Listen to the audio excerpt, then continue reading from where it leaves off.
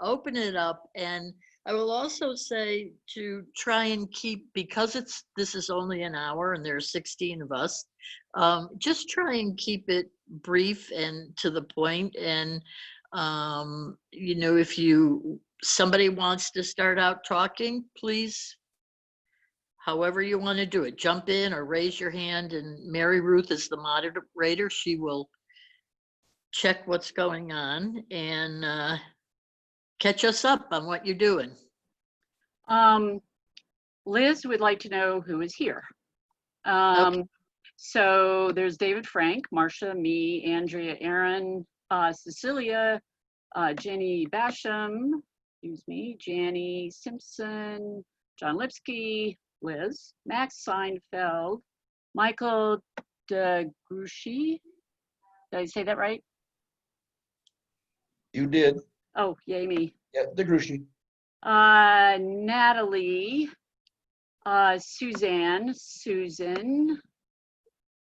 Ginny Rolfson, Virginia Seeley, and that's it.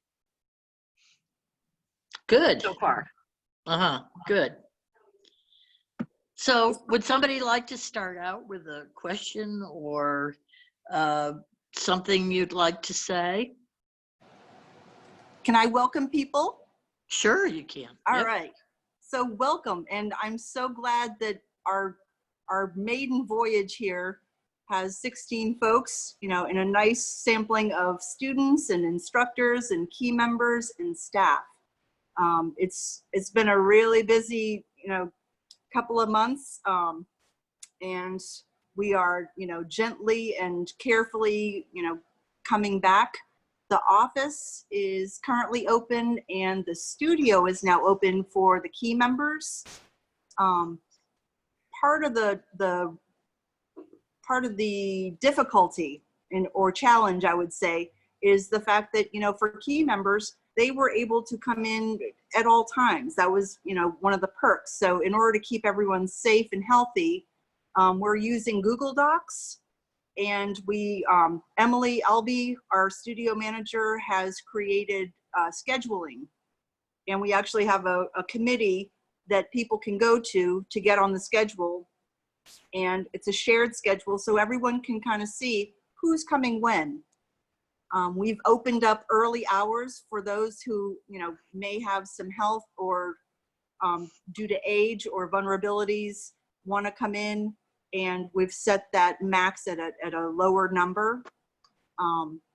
I would say, Natalie and Emily have done an amazing job as far as cleaning. We have cleaning schedules throughout the day. And, the reopening, there was a reopening committee. They were a really committed and vital part of all of this in figuring out, from physical changes to procedural changes, how we could get people back safely, in the studio. So I'm really thankful for the community here, and we're hoping to get more people safely back, but always with an eye on what the state's doing, what the nation's doing, and hopefully everyone is, safe and healthy out there. This time was a really good time. The only time we've ever been able to come in and organize and clean. We did a tremendous amount of reorganization to keep staff folks kind of separate in their work zones.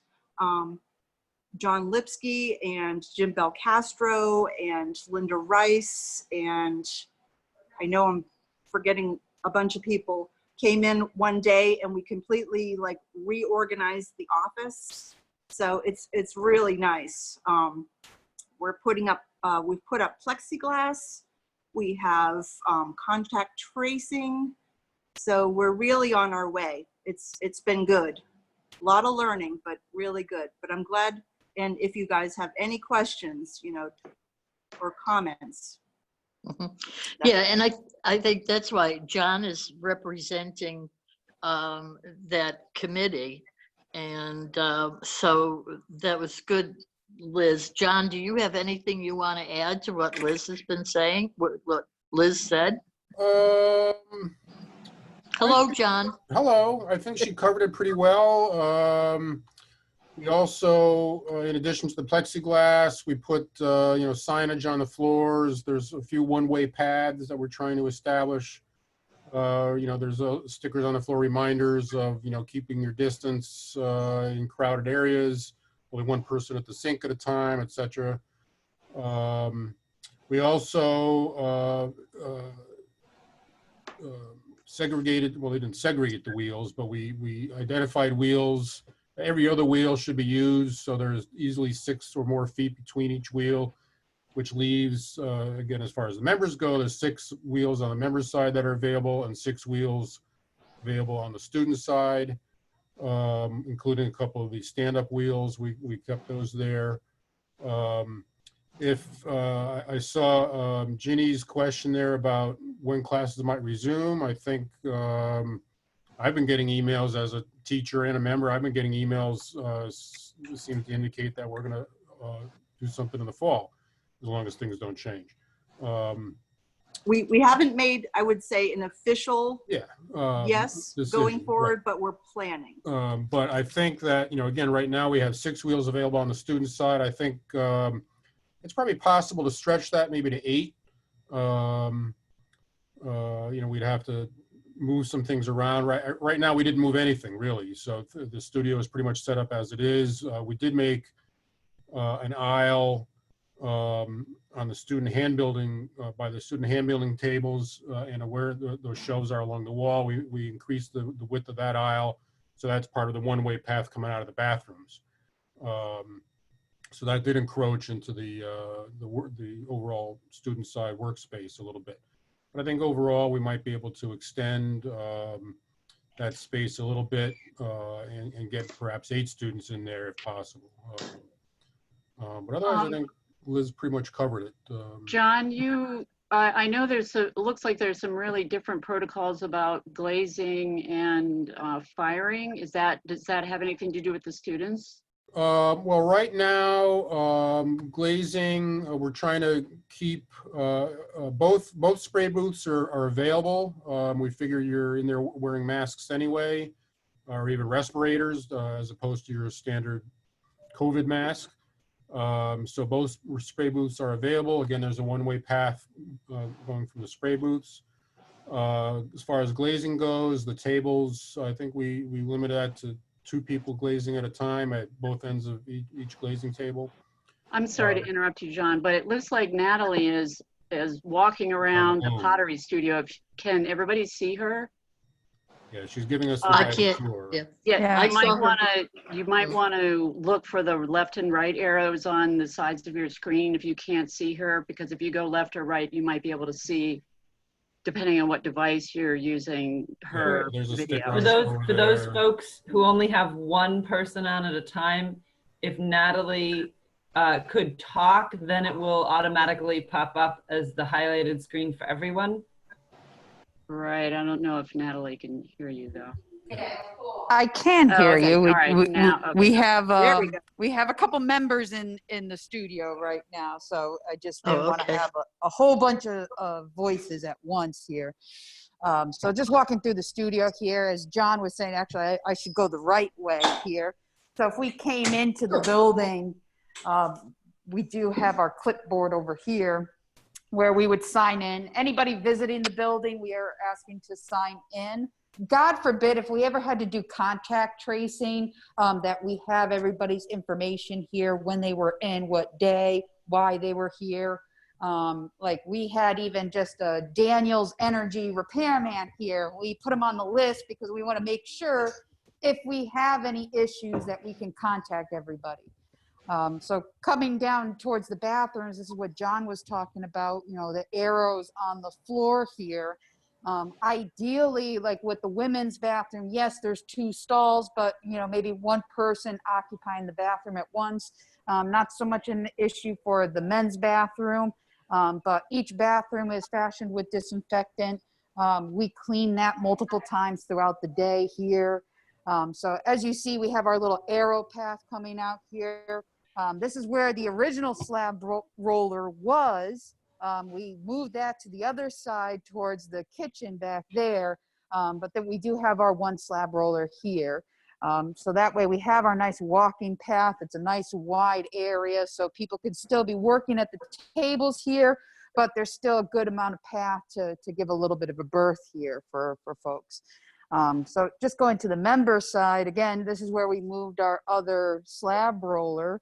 John was talking about offering every other wheel. So this wheel is probably Priscilla's working at this wheel in the morning. But then we start putting signs here, you know, saying don't use this wheel, maintain 6 feet distance. Again, just to help labeling out areas and making sure everybody's social distancing while they're working. We got Linda Sershin doing some glaze work over here. I won't embarrass her for too long. And she's waving hello to us. She misses us. She's got a lot of glaze work to catch up on. She's going to help us fill that kiln here. So as you see, I'm building table a bit. You know, those two tables were together, but now they're separated. We still have our slab roller over here. And again, just limiting the amount of people in one space. So since it's just members, if we have hand builders, they can work on the student side. We got Cricket doing some glazing over here too. Waving hello, hello. Her elephant came out fabulous for bisque. I know she was using some oxide washes on that yesterday. So we're excited to see that come in here. Hey, Natalie. Coming towards the sink. Again, this is another, yes. Hello? If you can squeeze in the jewelry studio, because Andrea's on the call too. Thanks. Sure. Yeah, we're gonna Thank go down to the gallery studio here. So jewelry, we just got our schedule up for our key members. Sign up online to start using the jewelry studio. Because social distance here, we are going to have 2 people in the jewelry studio at once, you know, hoping that they can arrange themselves to social distance.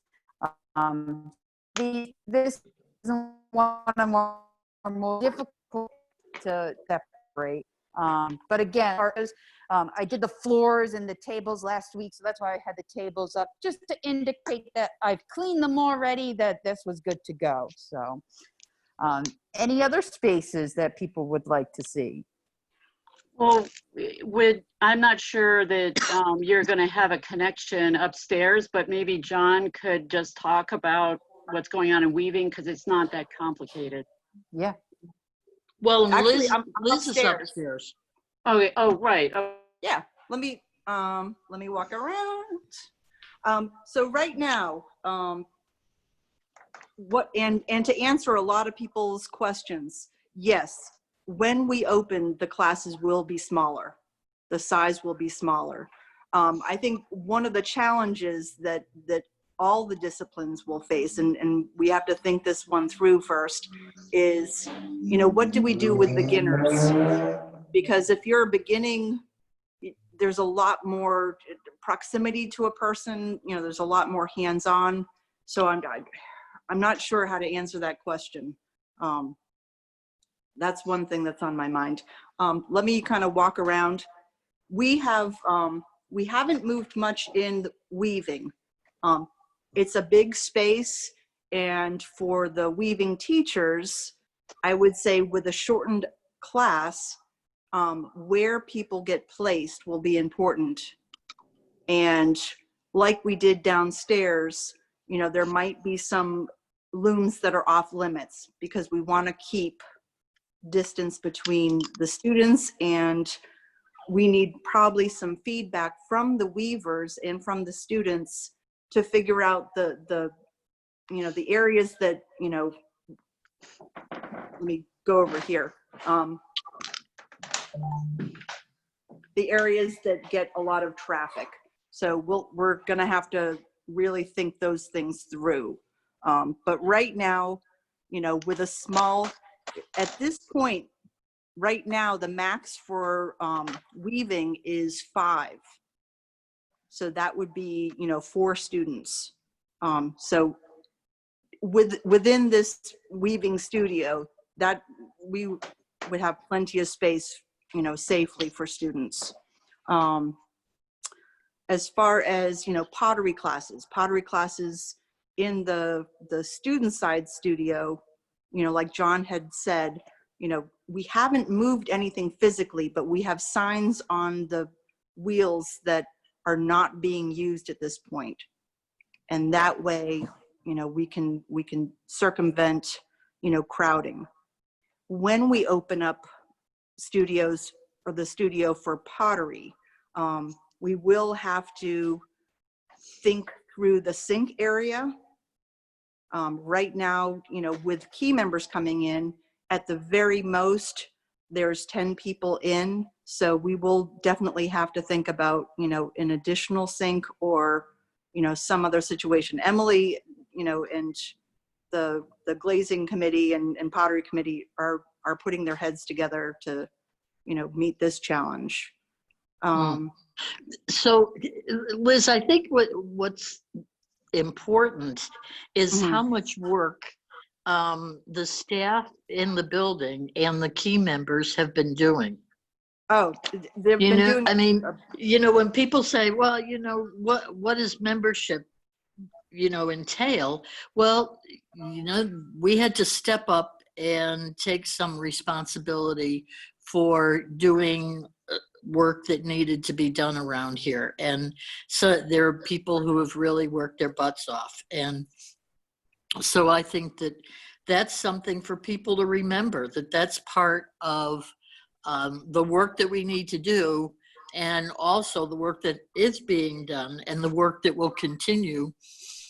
Because I know those of us who are on this committee starting this work, you know, this gathering, wanted to get started because this is a whole new world for all of us. And we're just moving in a direction, hoping it's the right one, and we'll make left-hand turns and right-hand turns as we go along. And I think, you know, the input from the faculty and the students, along with the members, is very important for us and for the reopening of the pottery and get things going again. Absolutely. So I think that's why, you know, we're you know, you guys are talking about what you've done, and that's terrific, and we need to acknowledge that for all of you. And those of you who are students, or do you have any questions, or the instructors, are there, you know, things that you want? And if we can't answer it, none of us can answer it today. We will research the answers, and hopefully if you have questions, we can gather people who have more information than some of us may have. John, I'm sorry, I'm interrupting. Yeah. John, can you tell us about the cleaning technology that we're looking into, as far as, you know, to help Natalie and Emily? Sure. One of the other things, just to backtrack a little bit, one of the other things that's been upgraded is the filters and the air conditioning systems. The standard filter, the filter technology has a scale, and it's called MERV, and I forget what MERV stands for. The standard filters that are in there were MERV 8s. That filters like 75% of particles that are like 10 microns or bigger, which does not really do much filtering for clay dust. We've been upgraded the filters that are in all the air conditioning units to MERV 13s, which capture 95% of 1 micron particle sizes on up, and which was the recommended filter size for COVID as well as clay dust. So those, now we're in the air conditioning season, the filters are going to be monitored to see how quickly they might have to be changed. Typically, we'd only change them, at the beginning of the season. We might have to change them, I don't know, once a month as activity increases in the studio, or every other month. We don't really know yet. As far as cleaning protocols go, there are bottles full of sanitizer that are throughout the studio. Basically, our policy is if you touch it, you sanitize it. By the end of the day or the end of your session, the end of your class, whatever, you do your normal cleaning at the wheel, then you sanitize it. If you touched, a bucket at for glazing, you sanitize it. You sanitize your spray booth, you sanitize the spray gun. Again, if you touch it, you sanitize it. CDC protocols typically say you don't really want to just sanitize and then wipe it down. They say you really should leave it on for about 4 minutes before you wipe it, or you can just leave, spray it, leave it, you walk away, and that should kill any potential bacteria or virus that's there. So that's spread throughout the studio. And again, the protocols we've come up with for members, to repeat it again, is if you touch it, you sanitize it. You sign in when you first come into the studio. Put your name down, what time you've come in. This is for contact tracing, and also signing out. The first thing we ask everybody to do is, after signing in, you go wash your hands initially, and then you can start working. Do your thing, sanitize when you're done, wash your hands when you're done, log out when you're done, and leave. And right now we have the building is locked at all times. So as far as people coming in for members, we just don't want anybody walking in off the street. The gallery shop is still closed. So all members have to be able to have their key and alarm code if necessary, if they're the first ones in to come into the building. So, we think we've got it pretty well covered. The other thing too is that right now, Natalie and Emily are the only two who are doing all the kiln firings, bisque and glaze. So that limits the number of people that have to go in and out of the kiln room. Obviously, when you glaze the piece, you have to bring it into the kiln room, put it on your appropriate shelf. But we're trying to keep the kiln room down to only 2 people at a time maximum, and to keep as few people out there touching anything and everything in the kiln room. So they're handling all the loading and unloading of kilns right now, and otherwise, I think we're pretty good. John, there's been a question. Ginny Seeley has a question. She says Westfield College in Mass is not opening their ceramics department because the chair claims that Clay is conductor of COVID.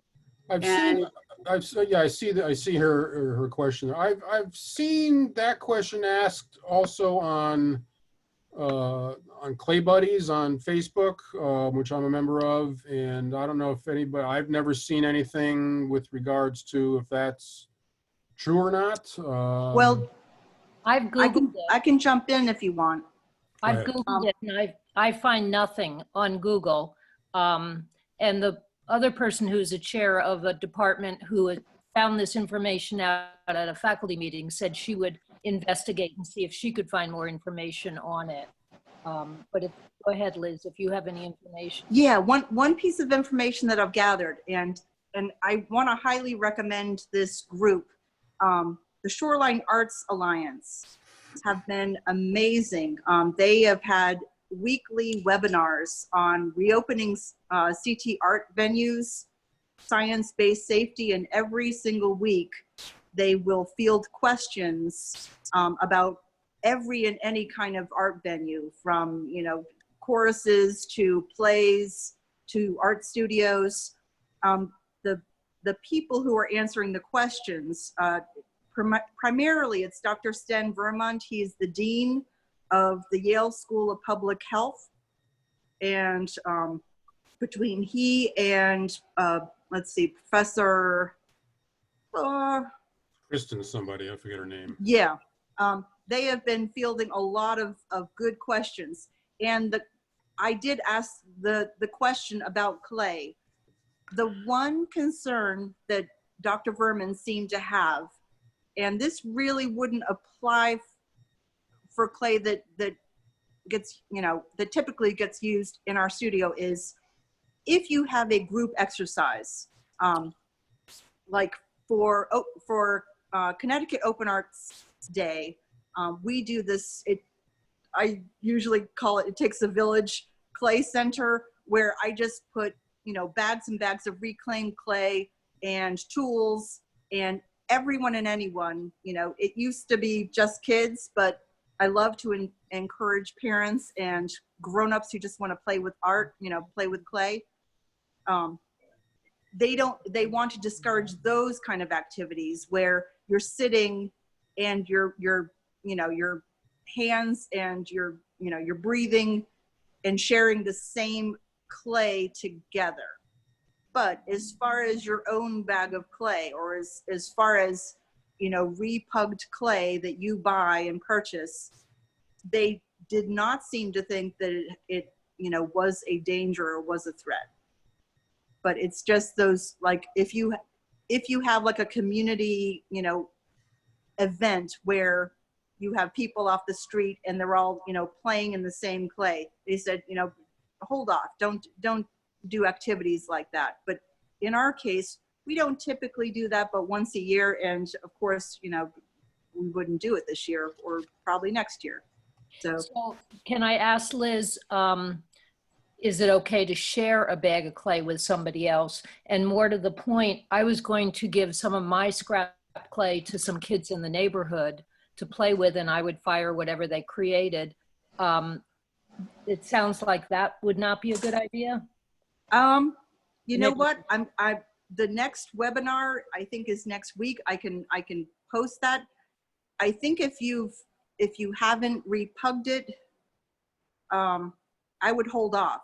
Okay. But one thing that might be possible is, perhaps we could, donate some bags to your kids of our repugged clay that's already gone through and has sat for a bit.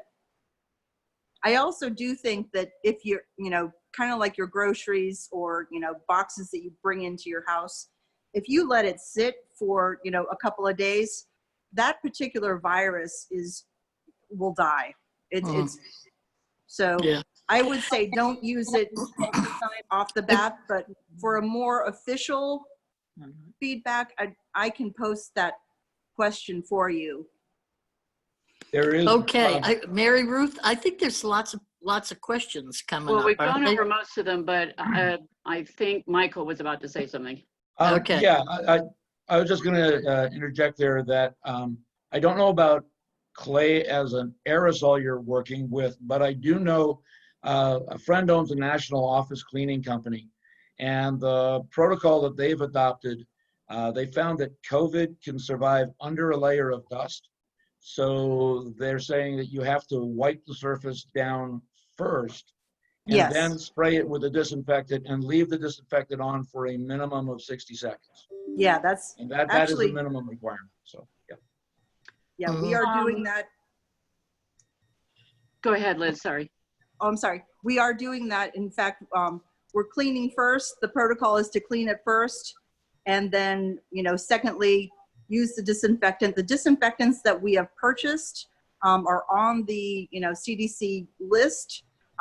They're actually they're very concentrated, and our staff are using, PPE and when they're using them to protect them, but they're restaurant grade and, the types of disinfectants that you'd see at like an assisted living or retirement community.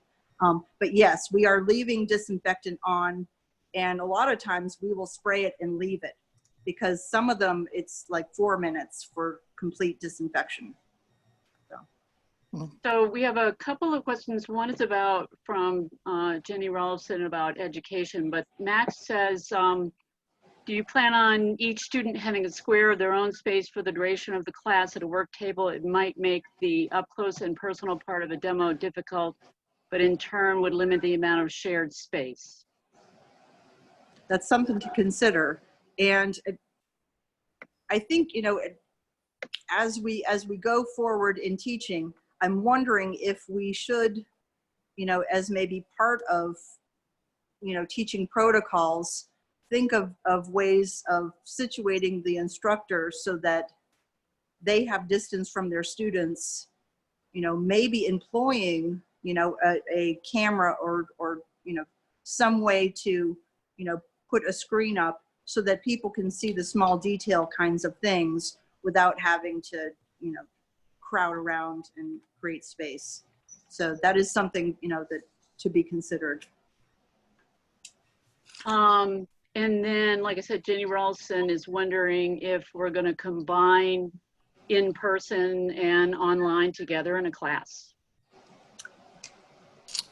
And I think that either Jenny or Suzanne, and Mary Ruth, part of the committee that we've come together is that this is the way we're starting out, with the hope of we're going to shortly, hopefully, have people lined up to do short videos that we'll put online and move to doing some classes online. We have people who have been willing to do it.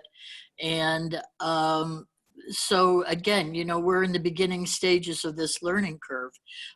That is an idea, a plan. And Suzanne or Jenny, if you want to jump in, or Mary Ruth, please feel free. But that's where our goal hopefully will go, is that in conjunction, possibly, or somehow combining the online learning with what's going on in classes. So that definitely is a goal. And that's one of the things that we're thinking about too, is what kinds of ideas, what kinds of things would you think about you would want in an online class from us? So Jenny or Suzanne, you have anything you want to jump in and talk about?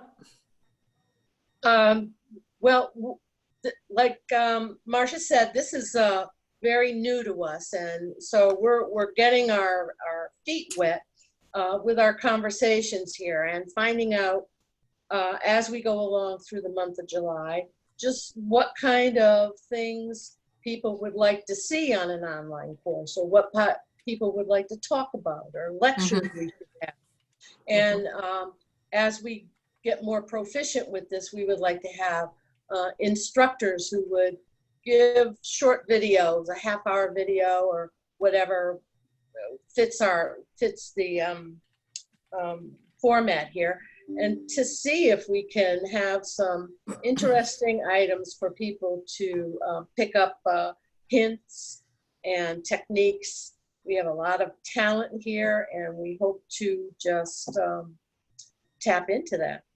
Suzanne, anything else? So this is Michael. All that I'd want to, I agree with what Marcia and Ginny have said. All that I'd want to add is that, we know how important it is to have the in-person aspect, but with a lot of uncertainty that's happening right now, we do want to be able to build up what we're able to offer virtually to help everyone be able to continue learning their craft and be connected in our community at Wesleyan Potters. We know that that's a really important part of why we all come here. So this is Michael. I was going to suggest if there's lots and lots of stuff online for, basic how to do pottery. The thing that would be helpful, though, would be to do how to use our spray booths, how to use, and how to use our clay, because those are things that are specific to us, and things that you normally wind up with like 8 people standing around the spray booth going, oh, this is how you do that. So that kind of instruction that's specific to Wesleyan Potters would be useful, I think. That's a good point. That's a great suggestion, Mike.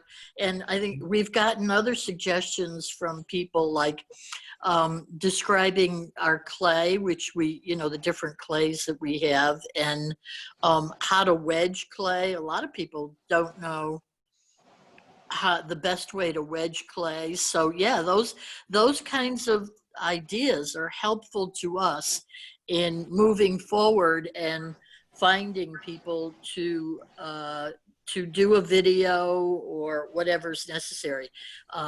in order to help you, to help the students, to help other members learn something as we go along here. So thanks. I would agree with that because there's certainly plenty of, how-to videos out there. There's a gazillion of them. So I think if we do things that are more focused on what we do, I think that'd be a good idea. Mm-hmm. Yep. I have a question for the jewelry studio. How many people are allowed in there at one time, and how large will the classes be? Not many. Didn't you say 2 working in there at a time, John, or something I think- initially? I forget what Liz, did you want to take Andrea's question? Okay, so for pottery classes or jewelry classes? Jewelry. Jewelry. For jewelry. Right now, that particular studio, unfortunately, is pretty small.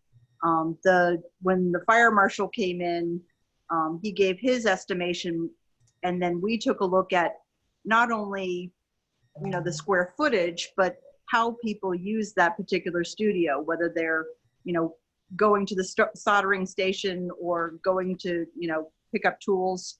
So right now, it's pretty small. And that is one studio that I'm wondering, if, classes in, physical form are going to be practical, because I do believe that they will have to be pretty pricey. However, there are some folks out there who, if you take 1 or 2, if you make it a more personalized class, we could have a very small class. So I want to say it's like 3 or 4. I'm not definite right now, to tell you the truth, Andrea. But we're looking, if you add add the instructor, and then, looking at the placement right now in the jewelry studio, we might have to do a little physical, separation there to get a little, a couple more people in there. But that is a tricky studio. The other part of my question was, as far as sharing of tools, those tools would rust probably, Right. in the sanitizer. So what policy is established for that? So right now, Deb Strano is one of our key members, and she is on the reopening committee. And that was a question that came up, and I had asked her, and I'm not sure if we have gotten, feedback yet about this. I want her to ask other studios, what are the best practices? One of the technologies that we're looking at purchasing, and Patrick Herzing, who's one of our potters, is the manager at a large greenhouse, and they have these. It's a cleaner, and John, you might have to help me with the technology of it. That basically kind of. It's an atomizer, Yes, mister thank type of you. device. It could either be handheld, battery operated, or plugged in. It basically takes it has a little water tank. You basically drop some tablets into it that are disinfectants. And you just go around and spray everything. They're used in airlines now. Right. They're used in a lot of hotels, restaurants, things like that. And the thing about them is that they're electrostatically charged, so it clings to all the surfaces, as opposed to wiping something down and thinking you're getting everything. This just totally encases whatever you're spraying at, and it does much better coverage of disinfecting. They're not exactly cheap. I think the plug-in units are about $300, $350. The battery operator ones go for $650. Regardless of the price, the problem is because everybody wants them and needs them, we're looking at 2-3 month lead times on some of these. Yeah.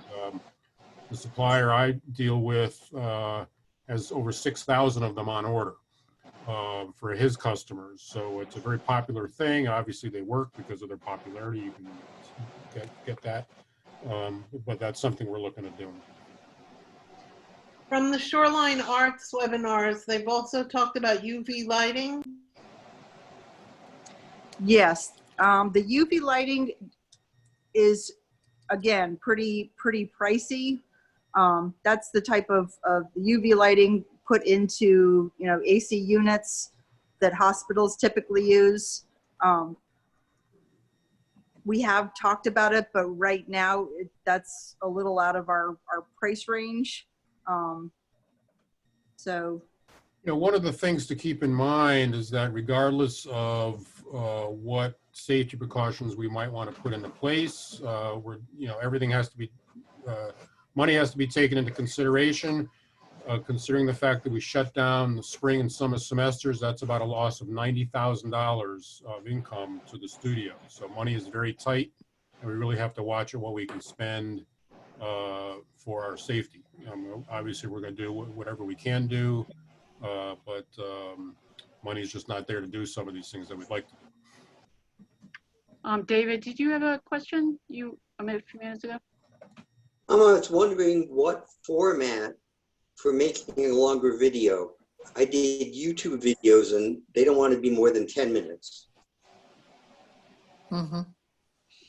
Well, the online committee has discussed various different things, such as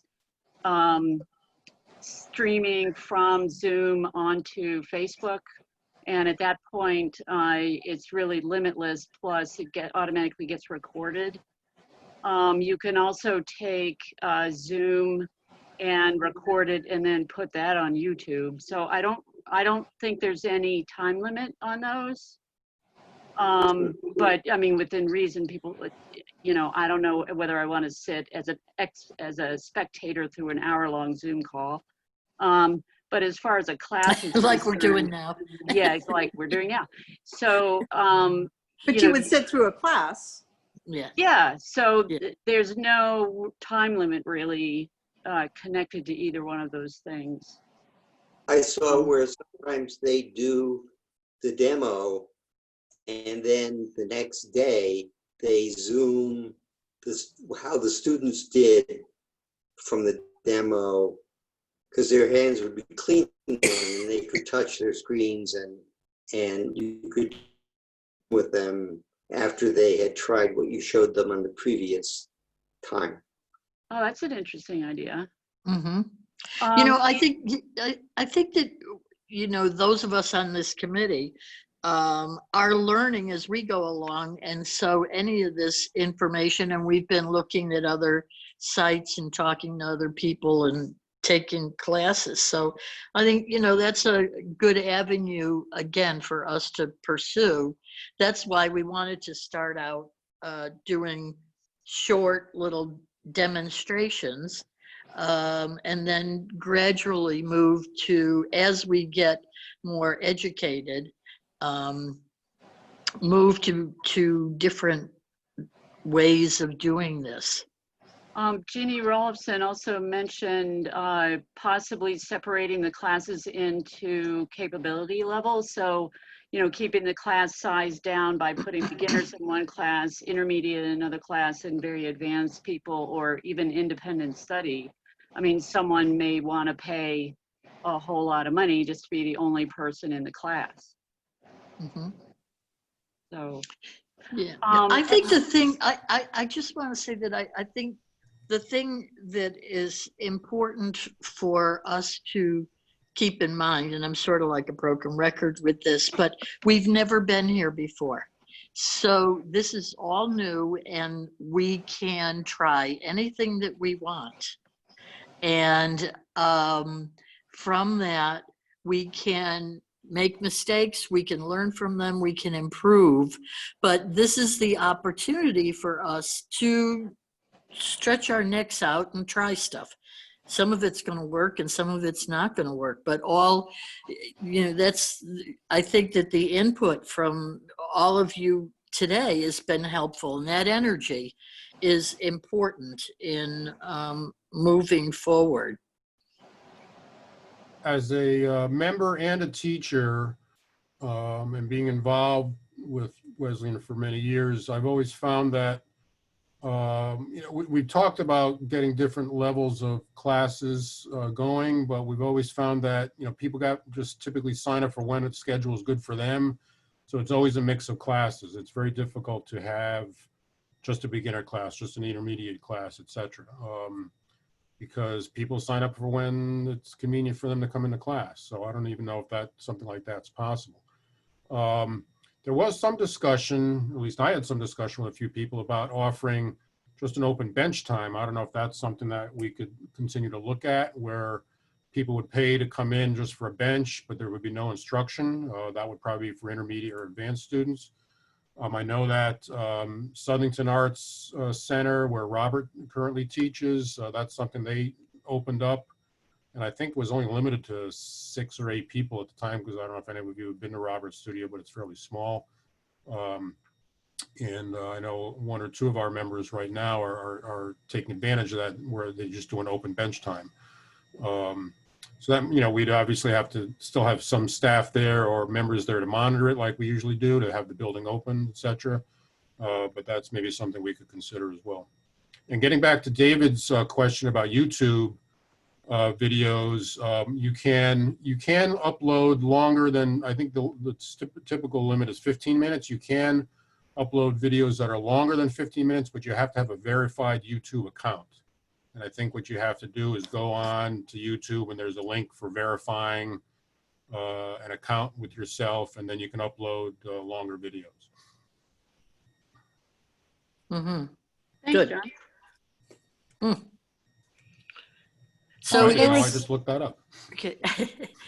Thanks for the info. I know one issue or quarrel that we've come across as the virtual learning committee is, if we do get instructors online and start reaching out to our students here, is any student bothered by the fact that they don't have the resources at their own home? Not everybody has a kiln to, 1, bisque fire, and 2, glaze fire at home. So we were debating the fact, do we want to make a class available for students, whether or not they have those resources? Would we set something up where they can purchase materials from Wesleyan Potters in advance and then coordinate some type of drop off, so we can fire their work and have something? We could at least bisque fire, but we don't know how that would work for glaze firing, since all our glaze material would be in the studio here if we're going purely virtual. So I'd be interested to hear any thoughts from people out there. Would you sign up for a class even though you may not necessarily be able to follow or work at home? Right now, the table space I used at my home is now with a desktop computer for my fiance to do his schooling from. So I can't do any clay at home. Would this bother anybody else? Natalie, I would sign up for that in a heartbeat, because I have a wheel here. But the biggest issue, my understanding, has always been the risk that somebody would use an outside clay. Right. With the bisque firing, that might or might not be that big a problem, but with glaze firing, I mean, yeah, there would be a big risk, right? But I would sign up for being able to take stuff that I do here and at least get it bisque in a heartbeat. So. I hate to interrupt this, but it's 12:57, and we said we were going to go for an hour, and I have found this really informative and helpful, and would like to know how the rest of you feel. And if you come up with questions during the week, Natalie or Liz, can we have an address or that people can put questions forward, so that during the week we can check them out and have answers for you for next week?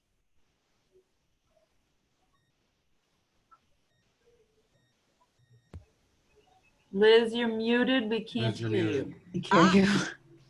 you. This is a learning curve, because now I've learned to mute myself because I was not doing it before. Anyway, So yes, send your questions or even resources. You know, if you know of a studio who is doing some, you know, important work or an interesting way of handling a procedure that we might benefit from, Wesleyan.potters@snet.net. You can send those questions, and then that way we can, you know, approach them, you know, for next week. Some of the ways in which we work here, you know, we're having to take a second look at because we're forced to. You know, this pandemic has forced us to do a lot of, you know, shaking up, and I think there's some good things that are going to come out of it. But, you know, as you know, we are a large organization, and some of these things may need some feedback from the policy and procedure group, from the executive board. But I think they're really good questions to ask in the first place, and to you know, really have a thoughtful approach to this new world we're trying to follow. So Navigate through, yeah. yes. Yeah. Great. Yes. Anyway, We're thank all- you we're so all much in the for all boat. your feedback. Yeah. Yes, we're all in the boat together, and not sure where it's going to land, but we'll figure it out as we go along. And as I said before, we'll do it right, we'll do it wrong, we'll learn, and we'll expand our knowledge and our experiences. And so, again, thank you everyone who came into this group, and we hope that you participate and tell others to come in Yes. with questions. And you know, we're ready to, we're just going to go by the seat of our pants. We don't know half of what we're doing, so it's okay. You know, if we mess it up, then we mess it up, but we'll learn from it. So Can I thank just you again. offer a quick plug for the Etsy shop? For the what? Etsy shop. Absolutely. Yes, Yes, do Plug we it. have away. an Etsy shop now. The key members have jewelry, fibers, and pottery, ceramics on there. It's Wesleyan Potters CT, and you can spell that with capital letters, not put the words together, put the words together, no capital letters. You should be able to find it just by going to Etsy and putting that into the search bar. So like the page, like the stuff, buy the stuff. Would be really awesome. Share it. Great. Share a movie. So thank Good. you, everyone. Great job. Nice job using the chat. Yeah, Thank you. and remember, you know, spread the word. We'll be here again next Thursday, same time. So if anybody's interested in joining, we implore you, come on in. All are welcomed, and bring some questions and help us get this off the ground. And share food. No. Yes. Virtually. Share virtually. Virtually. Right. Virtually. Exactly. All right. Thanks, Max. Thank you, everybody. Thanks, Good to see everybody. everybody. Thank Jenny's. Lots Thank of Bye, you. buddy. thanks, David. Thanks, Bye. David. Bye-bye.